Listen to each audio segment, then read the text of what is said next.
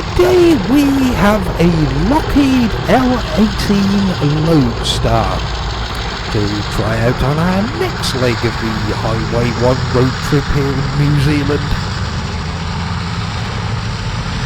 Seems okay.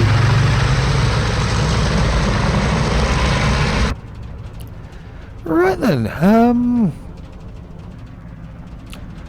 so very first impressions, it seems nice enough, although I am expecting this to be a decent plane, as this one was a payware aircraft back in X-Plane 11, a company called Olixim I believe, so that's very nice of them to let us have an old model of theirs as freeware.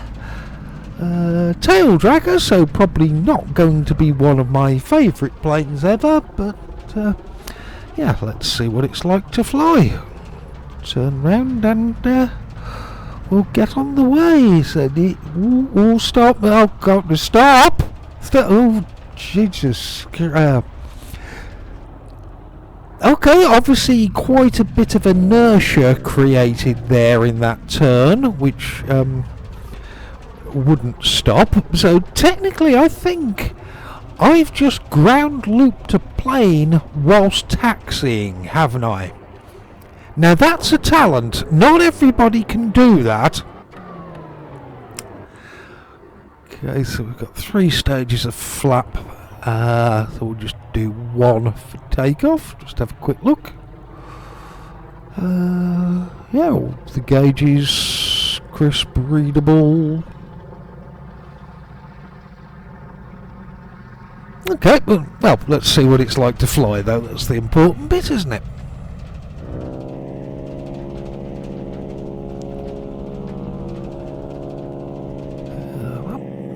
Okay.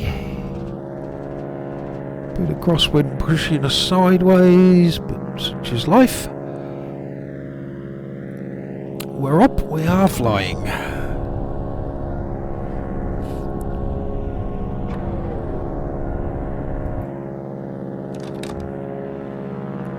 Cool. So, yeah, our destination today, that is NZSL Spring Hill, which isn't a huge distance. Probably could do this video in half the time if I just headed directly towards it. But we will fly sideways to have a look at Highway 1 on this Highway 1 road trip video. Then when we do get to Spring Hill, I can probably fly past it and circle back to land, which gives us a bit more flying time to see what the plane is like. Flying wise, it seems quite nice, handles okay. Personally, I like a bit more of a low rumble from my engines in these kind of things, but I'm assuming these are something like the correct sounds for it, so can't complain about that. Then for the cockpit, definitely some good things to say here, but a lot of these switches, the knobs and switches, they're just very uniformly coloured and a bit bright. All the switches just look the same. There's no dirt or wear and tear. Same with these knobs on the levers down here. It's you know I'm sure you've seen them on YouTube or whatever. AI generated people and the uncanny valley, as it's called, where those AI humans, they look good, but there's something not quite right there. Sometimes with AI, which still hasn't come to terms with what hands are. Yeah, hands can look a bit of a mess or have 6 fingers and that kind of thing. And it's a similar kind of feeling I'm getting with this plane. A lot of it looks nice, but then there's a number of these knobs and switches. They are the 6th finger in here.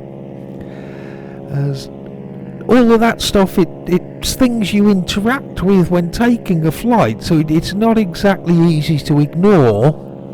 And I'm fairly certain I'm going to go away from this flight remembering the bad bits more than I am the good bits of this whole cockpit. Or actually, no, that's unfair. The switches, they're not bad. They just stand out as being different to the rest of the panel.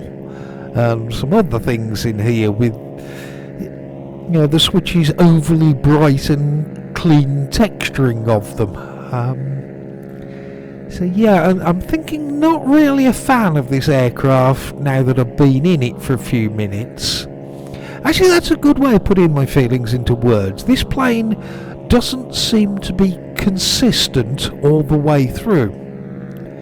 If you look at it as a whole, it doesn't flow together. There are those parts, the knobs and switches, which don't gel with the rest of the cockpit and the general look of that. So I'm pretty certain this is going to be the one and only flight for me. Is that me, or did that cable or antenna or whatever it's supposed to be stuck to the nose, did that just suddenly appear out of nowhere? Sure it did. Let me ask my subtitles from the future, who will have rewound the video to see. Yeah, because if parts of your plane are suddenly going to pop up mid-flight, that's another one where I'm not going to be impressed enough to keep this on my hard drive. Fairly sure I didn't click on anything or do anything to suddenly change the variant. I really don't know. But anyway, on our way into land now. Not really had enough time to do much Google review searching for this video, but on approach we will pass by Tracy's Boutique Farmstay. Seriously, what kind of bollocks is that? How does the word boutique get into the name of a bed and breakfast? Or perhaps even bed and not breakfast, I don't know, I've not checked. Just stop being so pretentious, Tracy. In your reception area, I bet Tracy has got a big framed photo on the wall with an artistic close-up picture of a pebble. Yeah, get a grip, Tracy. The word boutique and your pebble, it doesn't make you sound posh. For God's sake, woman, have a word with yourself. Yeah, Tracy is just around here, actually. I think slightly off to the left. Don't know, probably won't get to see her place. Never mind. Although I can see trees. This airfield is a quick 3D fix, the 3D trees fix when we change from X-Plane 11 to 12. And those look a bit tall from this end. Might need to add this to the list to have a tweak and reduce the height of the vegetation on finals here. Yeah, definitely think I need to do that. Never mind, we can skip over them hopefully. And I definitely need to fix that, don't I? Oh God, that was a bit firm. Okay, heading towards the fence. Come on, turn right, turn right.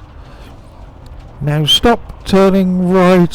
Oh, for God's sake.